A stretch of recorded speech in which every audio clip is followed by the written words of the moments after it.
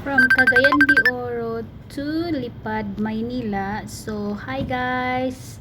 For today's video is, papunta ako ng Maynila. Okay, magstay ako doon ng 4 days kasi asikasuhin ko yung NBI ko kasi nahit ako.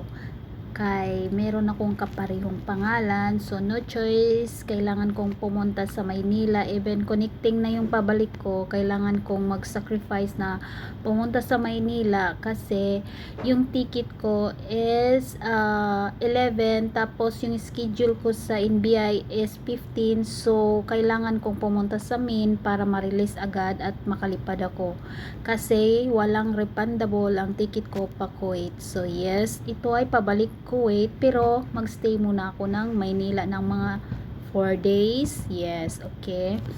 So yun, pagkadating ko sa Maynila, diretso agad ako sa main office para walang oras na masayang. So yes, at dito na nga ako sa Maynila. Cebu Pacific yung sinakyan ko kasi ito lang yung may flight ng oras na to kasi pabilisan yung processing ko kasi naghahabol ako sa oras at saka sa pizza. Okay, and yeah, and this is it. And diretso ako nito sa main office. At maganda yung Cebu Pacific ha. Maganda siya. And thank you for watching. Bye bye.